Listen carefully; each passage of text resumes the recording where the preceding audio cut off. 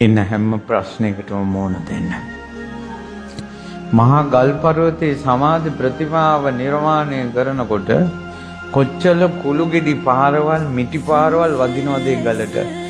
ඒ හැම පාරකටම ගල ඔරොත්තු දුන්නොත් සමාධි පිළිමයක් නිර්මාණය වෙනවා.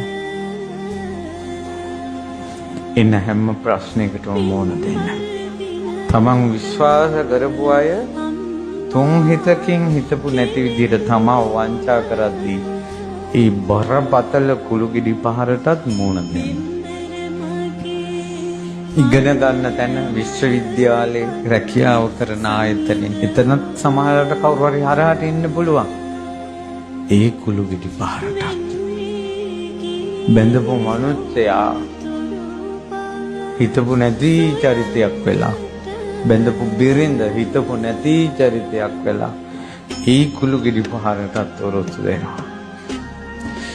එහෙම ඔරොත්තු දිදී ඉඳලා හැම කුළු ගෙඩි පහරකටම ඔරොත්තු දීලා අවසානයේ ඉතුරු වුණ බුදු පිළිමෙටද වඳින්නේ කුළු ගෙඩි ගහපු අයටද වඳින්නේ? කොහෙටද වඳින්නේ? ඉතුරු වෙච්ච ඔරොත්තු දුන්න කෙනාට වඳිනවා කුළු ගෙඩි ගහපු අයගේ අතේ කරගැට.